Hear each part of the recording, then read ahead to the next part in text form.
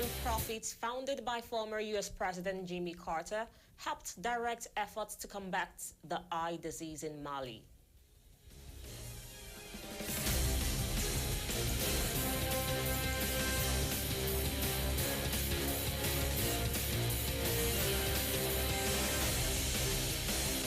Sudan maintains its rejection of Kenya's appointment by the Intergovernmental Authority on Development to lead mediation efforts to resolve the conflict between the army and the Rapid Support Forces.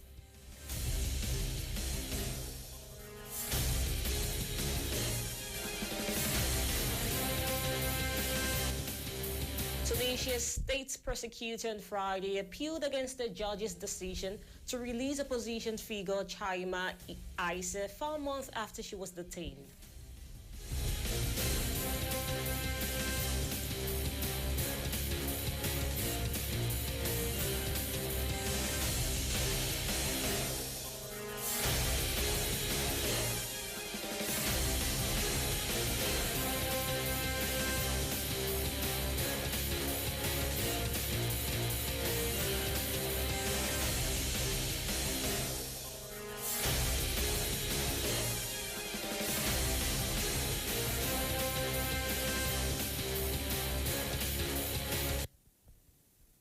Good afternoon. Welcome to the 1 p.m. news edition on Golfe TV Africa. I am Itunu Shone. Here's the news in details. Now, kickstarting from the national scene.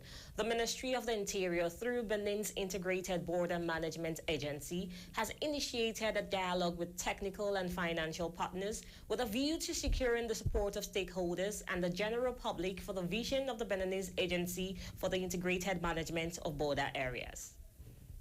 The Ministry of the Interior, through Benin's Integrated Border Management Agency, has initiated a dialogue with technical and financial partners with a view to securing the support of stakeholders and the general public for the vision of the Beninese Agency for the Integrated Management of Border Areas. This dialogue is part of Benin Border Week, the theme of this 10th edition of which is stability and prevention of fragility on the borders of the countries of the Gulf of Guinea. What prospects for Benin? Marcel Baglo is the director of Benin's Integrated Border Management Agency. Among the activities planned as part of Benin's Border Week is the launch of the Pobe Local Security Plan. Present at the dialogue, the mayor of Pobe made it clear that safety is everyone's business and should not be the sole responsibility of those in power. Launching the dialogue, the Minister of the Interior and Public Security, Alassane Seydou, called for a platform to be set up to promote synergy in the work of technical and financial partners in order to be more effective in preventing violent extremism and combating terrorism in Benin. Managing Benin's international borders is a vast undertaking, and its construction is multi-dimensional and multi-annual. Non-profit founded by former U.S. President Jimmy Carter helped direct efforts to combat the eye disease in Mali. More details in the report. The leading cause of preventable blindness in the world. And the Carter Center was already a decade into its fight against guinea worm globally when former President Jimmy Carter and his global nonprofit took on another neglected tropical disease in the African nation of Mali. Kelly Callahan is the director of the Carter Center's trachoma control program. 25 to 50% of the children between the ages of 1 and 9 in all areas of Mali suffered from the beginning stages of this disease. It was a statistic Callahan says troubled Carter. The Hilton Foundation asked President Carter and the Carter Center, would we be willing to consider working on sanitation and water to combat this disease called trachoma in Mali and Niger? The Carter Center set a goal of eliminating the disease in both countries. for eyes, no trichiasis. Trachoma can be transmitted through infected discharge from the eyes and nose. This disease is preventable. A bacterial infection that stems from access or lack of access to water and sanitation, poor living conditions, socioeconomically stressed populations. Since 1998, the Carter Center and its partners have funded and staffed programs with host nations to develop strategies that both treat and prevent infections, even during Mali's recent armed conflict. The Carter Center believes its program in Mali has helped avert blindness in more than 5 million people. And the antibiotics used to combat trachoma also help prevent infant mortality. The elimination of trachoma as a public health problem in Mali is no less than Herculean. Sadi Musa, the Carter Center's senior representative in Mali, believes the success of his organization's trachoma program could boost efforts to combat other neglected tropical diseases like guinea worm. This also will help us, with donors, to show them that we are serious in what we are doing, and we can convince them to get more resources. While President Carter has retired from public life and is receiving hospice care at his home in Plains, Georgia, Callahan says they keep him up to date on recent developments in Mali. And we heard that President Carter was just thrilled beyond belief. So we're very excited that he knows. Callahan says while Mali's elimination milestone is important, the Carter Center's work in Africa is far from over. We work in 5 countries, including Mali. Those 5 countries have the worst known trachoma in the world. The World Health Organization says trachoma remains in 23 African countries, and approximately 105 million people on the continent live in areas at high risk for infection. Sudan maintains its rejection of Kenya's appointment by the Intergovernmental Authority on Development to lead mediation efforts to resolve the conflict between the army and the Rapid Support Forces. More details in the report. On June 12th, the Intergovernmental Authority on Development appointed Kenya to lead the mediation team for the Sudan crisis. The appointment has since been rejected by Sudan, which accuses Kenya of being aligned with the Rapid Support Forces. This person, the Kenyan president, received Hamadati's advisor, and Juien himself is not legitimate or legal. And a head of state comes to receive a rebellious state advisor, and this state is biased with rapid support. So it does not honor us, and we do not accept any dealings with it. Prior to Kenyan President Ruto's appointment, RSF Special Envoy Yusuf Izzat had visited Ruto in Nairobi. The meeting with Izzat has led to the Sudanese army's conclusion that Kenya is not neutral in the mediation efforts. The regional dimension is important, as internal security is reflected in regional security, and to the same extent it is reflected in the international community. People in neighboring countries prefer that there be understanding, talks, and high diplomatic language. The rejection of Kenya will be dealt in a way that addresses the crisis.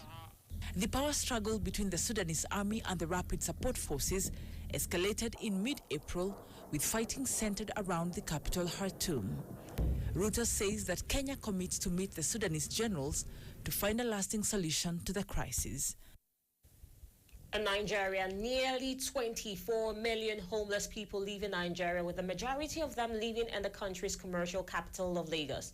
So what is driving this homelessness challenge in a city that many in the country consider to be a place of immense opportunity? For over 2 years now, this pedestrian bridge on a busy highway has been home to Shina Isiaka.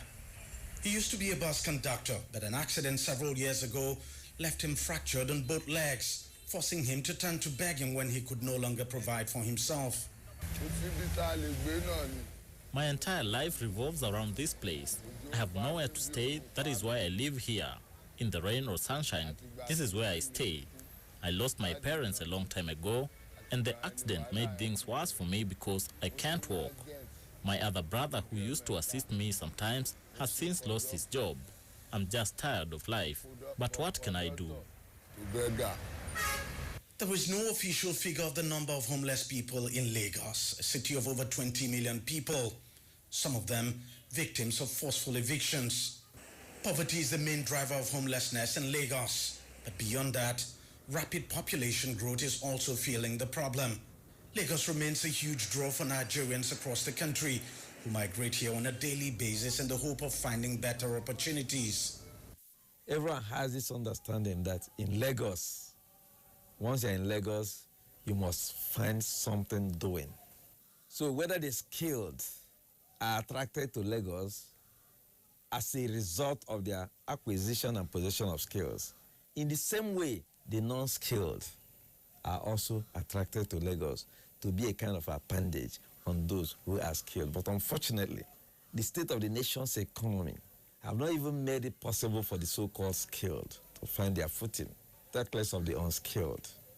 The city's housing deficit is estimated at over 5 million, and available housing is getting more expensive and out of the reach of low and medium income earners. So quite a number of new arrivals without support from families or friends often end up homeless and live rough like Isiaka. I really wish I could get an accommodation to lay my head and some kind of financial support to start a small business so I can take care of myself and stop living on what people give me. And in recent years, insecurity from the Boko Haram insurgency has forced many to migrate to the city, where they also face a new challenge: high cost of living, high unemployment, and lack of social housing. The family as an institution that should be taking care of the people you are talking about, they are highly impoverished. They are highly immiserated. They are highly cabined, caged, and dehumanized by a terribly inclement society. What role can the family play when they are subjected to such inhuman condition that no person is even sure of himself? How can he see the other person?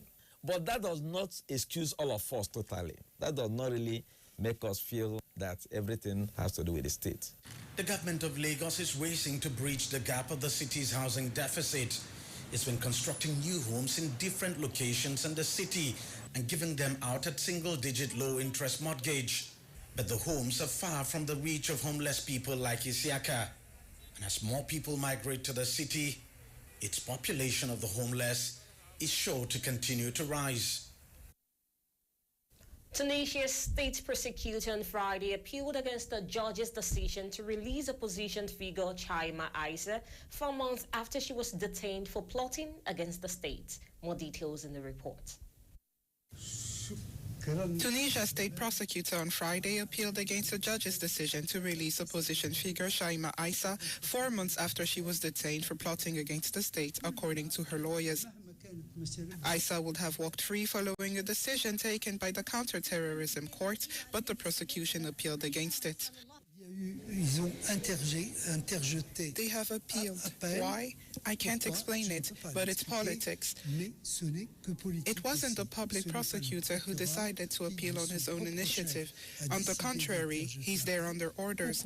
So we have to find out why there was this order and this counter-order. In fact, it's a sign of the instability in Tunisia. En fait, c'est un signe de l'instabilité en Tunisie.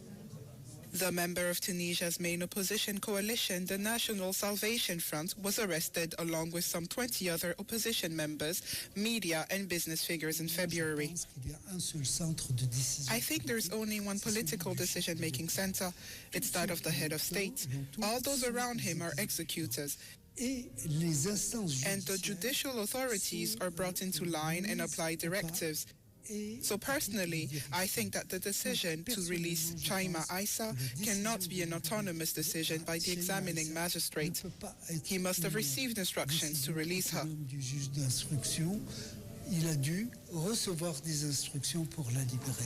In a dramatic turn of events, in July 2021, President Kais Saied froze parliament and dismissed the government, a decision that considerably undermined the only democracy to emerge from the Arab Spring uprisings. Zimbabweans head to the polls. 11 candidates will run in Zimbabwe's presidential election. The election is likely to pit incumbent Emerson Mnangagwa of the ZANU-PF party against pastor and lawyer Nelson Chamisa of the Citizens Coalition for Change.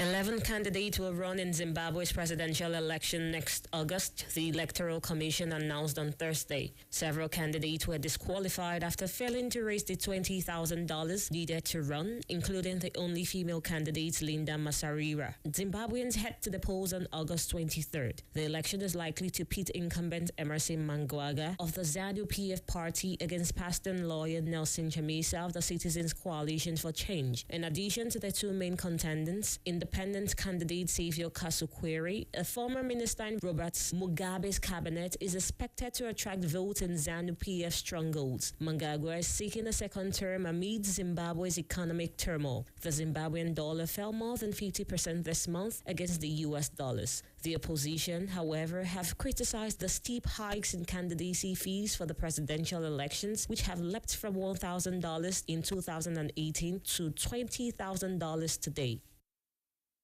Senegal's Sonko alleges that deadly clashes following the sentences to jail time this month are the latest step in a generalized and systematic attack on the civilian population of Senegal since March 2021. Now, a 170-page long complaint has been lodged against Senegalese President Macky Sall.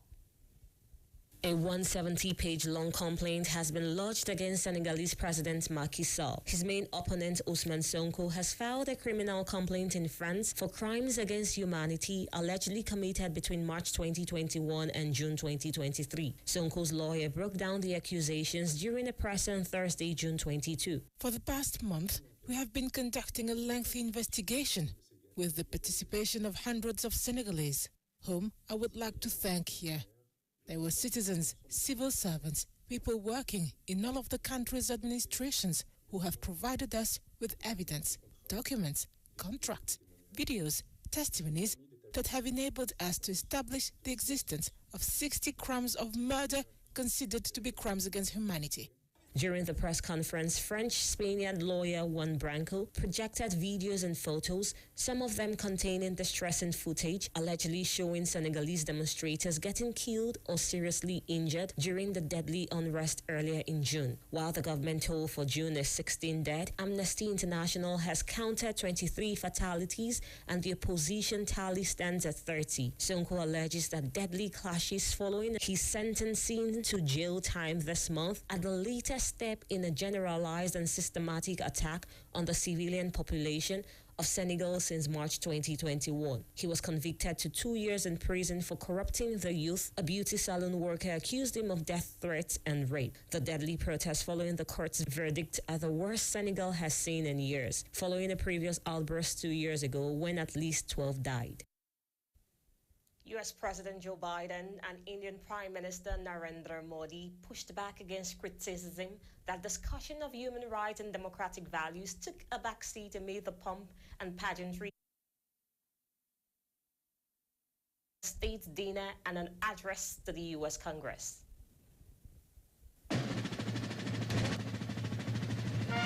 President Joe Biden underscored the strength of U.S.-India ties as he welcomed Prime Minister Narendra Modi on Thursday at the White House. I've long believed that the relationship between the United States and India is will be one of the defining relationships of the 21st century. Modi echoed the sentiment, saying a new world order is taking shape. In this time period, the friendship between India and the U.S. will be instrumental in enhancing the strength of the whole world. The world's most populous nation is being wooed by the administration amid U.S. conflict with Russia and rising tension with China.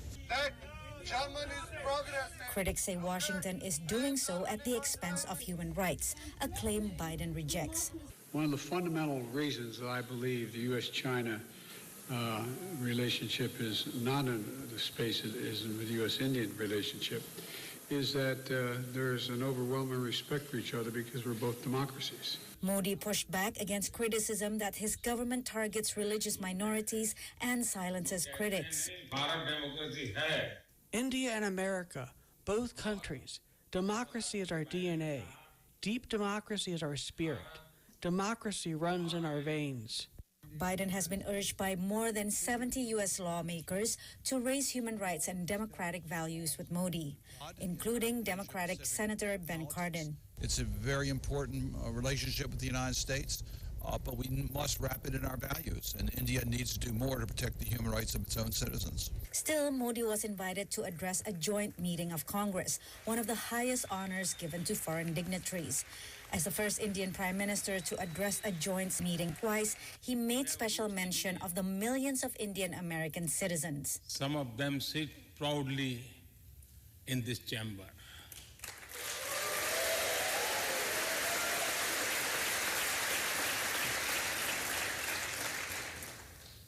And there is one behind me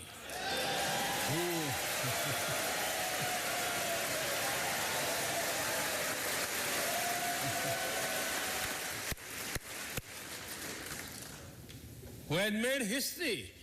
Modi highlighted key cooperation, including on defense and critical and emerging technologies. Thursday evening, he is treated to a state dinner featuring vegetarian dishes.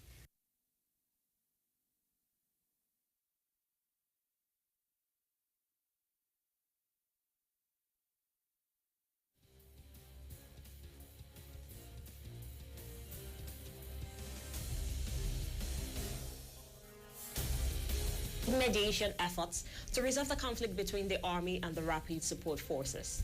Tunisia's state prosecutor on Friday appealed against the judge's decision to release opposition figure Chaima Aissa 4 months after she was detained. Here we conclude today's news edition, coming to you live from Golfe TV Africa. Enjoy the rest of your day.